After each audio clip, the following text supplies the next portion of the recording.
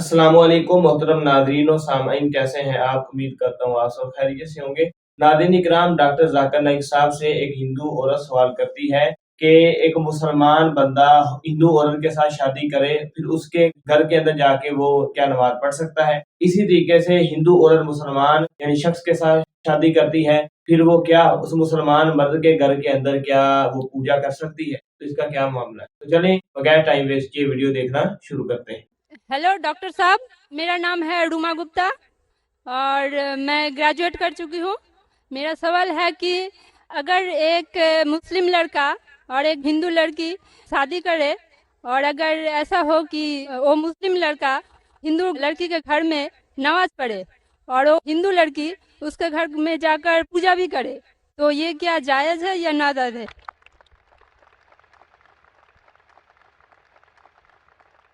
बहन का अच्छा सवाल है कि अगर एक मुसलमान लड़का हिंदू लड़की से शादी करता है तो क्या वो मुसलमान लड़का हिंदू के घर में जाके नमाज पढ़ सकता है, और क्या वो लड़की मुसलमान के घर में पूजा कर सकती है नहीं। सबसे पहले कुछ शराइत है हर चीज के।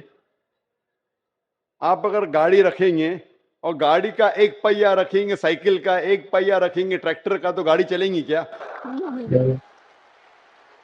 नहीं चलेगी। या चारों साइकिल कर दो या चारों ट्रैक्टर कर दो। इसीलिए कुरान की आयत है सूरह बकरा की सूरा नंबर 2 आयत नंबर 221 में अल्लाह ताला फरमाते हैं कि आप मुशरिका से शादी नहीं कर सकते जब तक वो ईमान न लाए। मतलब जो गैर मुस्लिम है और शिर कर रही है उससे आप शादी नहीं कर सकते जब तक वो ईमान ना लाए।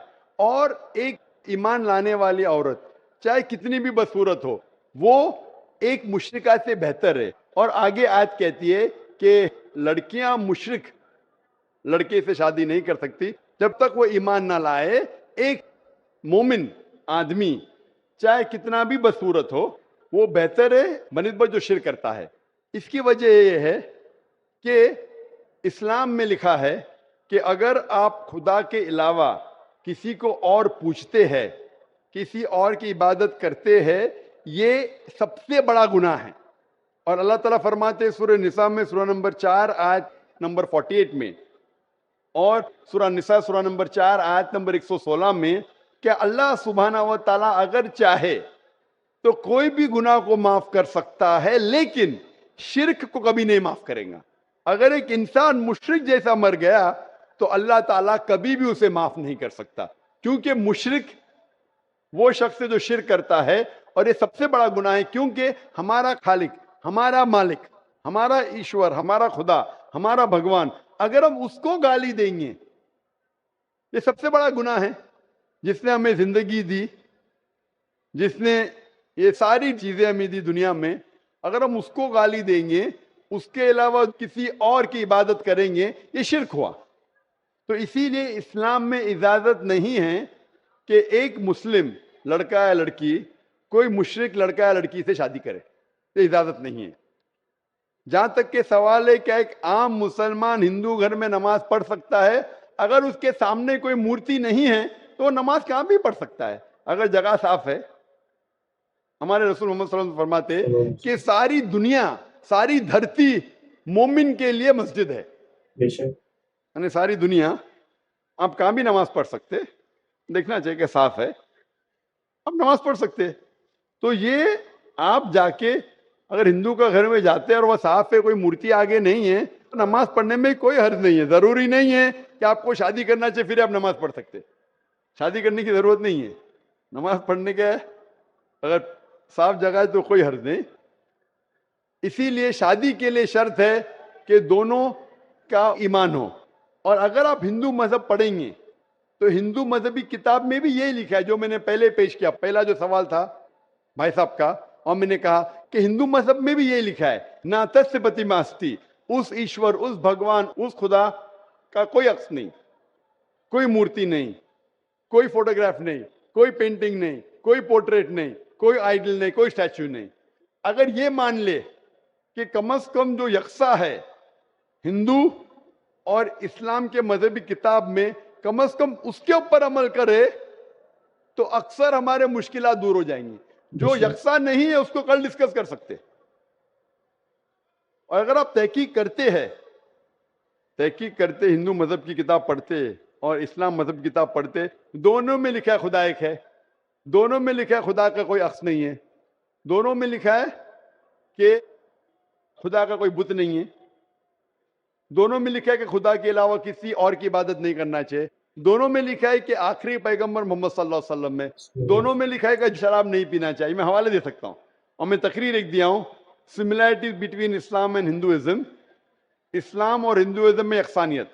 دونوں کتاب میں آپ اگر پڑھیں گے قرآن مجید میں سورہ مائدہ سورہ 5 آیت نمبر 90 میں لکھا ہے کہ شراب پینا حرام ہے.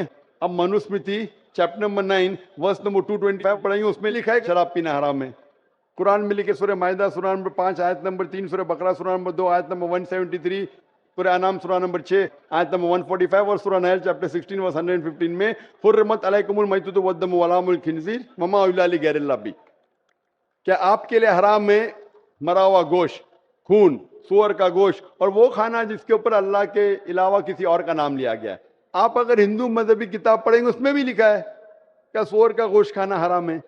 اگر آپ تحقیق کریں گے کافی یکسانیت ہے.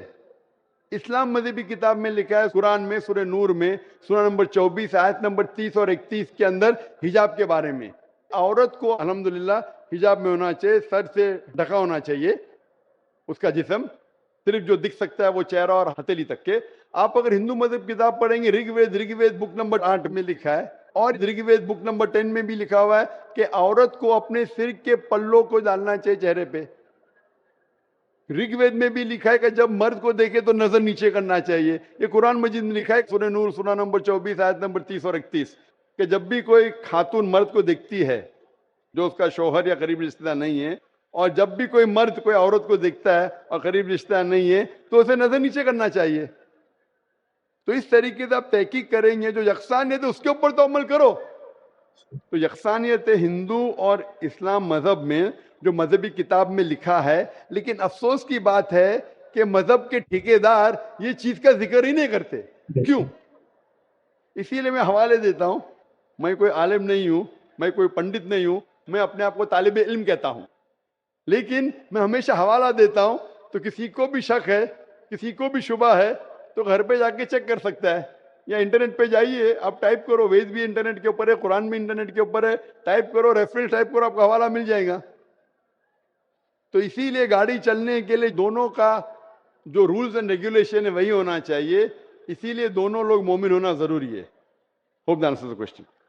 جی ناظرین اکرام, آپ نے ویڈیو دیکھی ڈاکٹر ذاکر نائک صاحب کی. انہوں نے بڑے اچھے انداز کے ساتھ ساری باتوں کو واضح کیا کہ بہت ساری چیزیں جو ہیں وہ ہندو دھرم کے اندر اور مسلمانوں کے اندر, اسلام کے اندر یکساں ہیں.